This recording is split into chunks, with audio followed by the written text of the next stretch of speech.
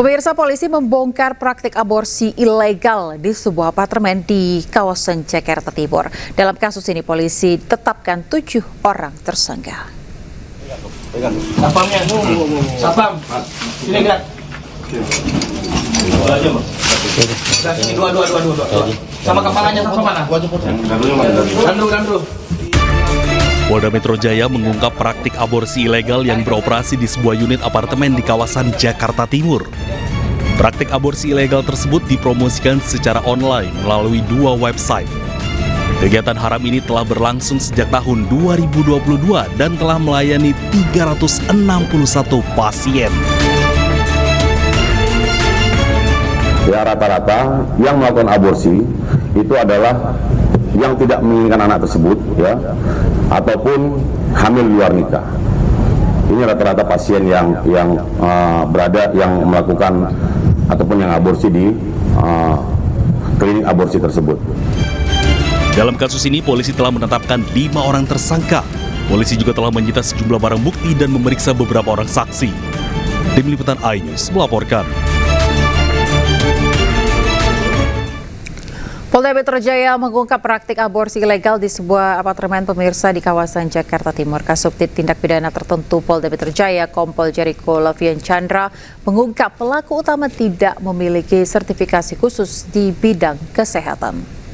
Informasi dari masyarakat terkait ada kegiatan mencurigakan di salah satu unit apartemen di Jakarta Timur. Kemudian anggota turun untuk melakukan penyelidikan, di mana pada waktu kami turun ke TKP, kita temukan di sana ada kegiatan illegal abortion atau aborsi yang dilakukan secara ilegal, di mana pelakunya sendiri tidak memiliki sertifikasi di bidang kesehatan atau bukan merupakan tenaga ahli kesehatan. Memang kami menerima laporan aduan dari masyarakat karena ada beberapa penghuni di situ juga dari orang-orang yang di sekitar situ melihat ada keluar masuk perempuan-perempuan muda di salah satu unit apartemen, sehingga anggota kemudian juga turun melakukan penyelidikan sehingga kita langsung menemukan kegiatan tersebut, Mas. Dalam satu hari dibatasi 3 orang pasien. Apabila sudah terpenuhi sebanyak 3 orang pasien, nanti mereka melakukan janji terhadap pasien-pasien selanjutnya itu pada hari berikutnya. Jadi untuk pelaku utama ini, saudara NS ini yang pasti bukan merupakan seorang tenaga ahli kesehatan, yang bersangkutan hanya lulusan SMA. Kemudian yang bersangkutan pernah bekerja pada salah satu klinik aborsi juga yang kita duga juga klinik aborsi ilegal sebagai asisten. Setelah itu sekarang yang bersangkutan bertindak sebagai eksekutor atau berpura-pura sebagai dokter.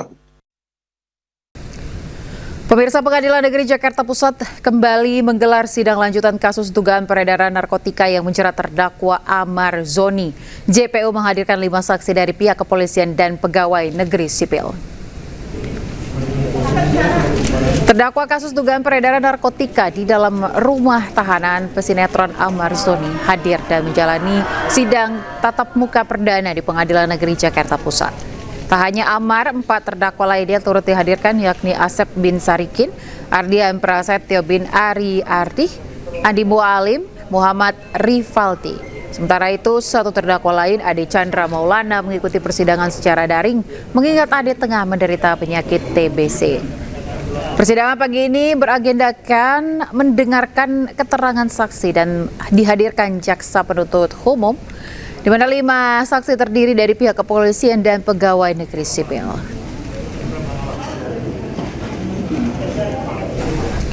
Polisi periksa 8 saksi pembunuhan anak politikus PKS Cilegon, meliputi pihak keluarga serta tetangga yang tinggal di sekitar kediaman korban. Kesimpulan sementara kejadian ini adalah murni pembunuhan.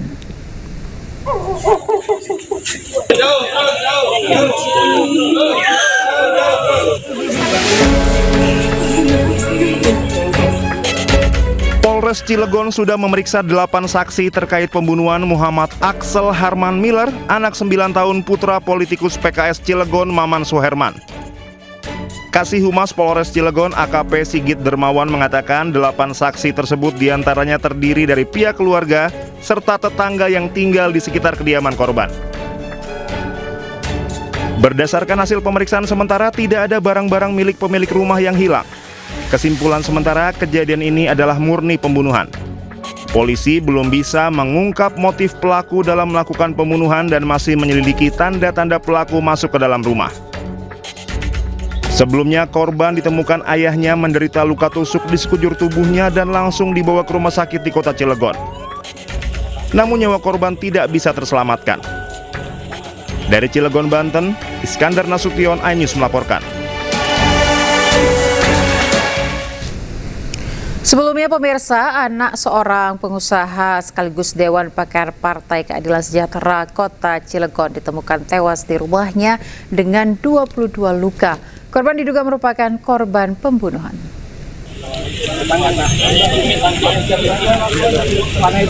Jenazah Muhammad Axel Putra, bocah laki-laki berusia 9 tahun warga Cilegon, Banten yang ditemukan tewas mengenaskan di dalam rumah mewahnya dimakamkan pada Rabu siang. Korban merupakan anak Haji Maman Suherman, seorang pengusaha konstruksi sekaligus politisi PKS Kota Cilegon. Korban ditemukan meninggal dunia pada Selasa sekitar pukul 14.20 waktu Indonesia Barat. Kondisi korban mengenaskan dengan 19 luka tusuk benda tajam dan 3 luka kekerasan benda tumpul.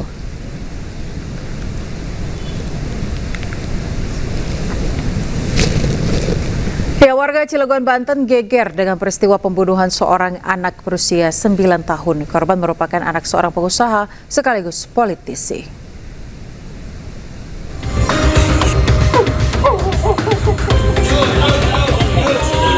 Peristiwa naas terjadi pada seorang anak berusia 9 tahun di Cilegon, Provinsi Banten. Ia ditemukan oleh ayahnya dengan luka tusuk di rumahnya sendiri. Kejadian berawal ketika pukul 14.20 Selasa sore, ayah korban Maman Suherman menerima panggilan telepon dari anak keduanya yang terdengar panik. Usai mendapat telepon, Maman langsung pulang ke rumahnya dan mendapati anaknya Axel telah tengkurap dengan sejumlah luka dan pendarahan. Ia kemudian membawa anaknya ke rumah sakit untuk mendapatkan pertolongan, namun nyawa anaknya tak tertolong. Korban bernama Muhammad Axel Harman Miller adalah siswa kelas 4 SD Islam Al-Azhar Cilegon, Banten berusia 9 tahun. Sejumlah luka tusuk ditemukan pada tubuh korban. 19 luka akibat benda tajam dan 3 luka akibat benda tumpul yang membuat korban meninggal dunia. Maman Suherman diketahui saat ini aktif sebagai Dewan Pakar di Partai Keadilan Sejahtera Cilegon. Selain itu, ia juga seorang penulis dan pengusaha. Polisi hingga kini masih mencari barang bukti termasuk senjata yang digunakan membunuh korban. Polisi juga telah memeriksa sejumlah saksi dan memeriksa rekaman CCTV untuk mengetahui motif peristiwa tragis ini. Tim Liputan iNews melaporkan. Ya pemirsa, untuk mengetahui seperti apa kondisi lokasi kejadian, kami telah terhubung dengan jurnalis iNews Iskandar Nasution di Cilegon, Banten.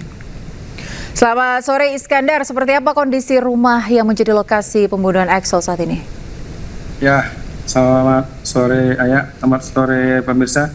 Ya, tempat ini saya tepat berada di depan rumah korban yang merupakan seorang anak yang memang tidak menjadi korban pembunuhan, begitu dengan luka 19 tusukan dan 3 pukulan benda tumpul. Nah, saya dapat saya gambarkan bahwasannya pada sore hari ini suasana rumah masih terdapat banyak bunga, karangan bunga begitu, karena memang orang tua dari korban sendiri merupakan seorang politisi PKS dan beliau juga seorang pengusaha terkenal di daerah ini. Dan saya dapat gambarkan pintu masuk memang saat ini masih tertutup karena memang pihak keluarga sendiri tidak ada di sini. Mereka berada di rumah mereka yang ada rumah berikutnya begitu. Dan saat ini tadi kita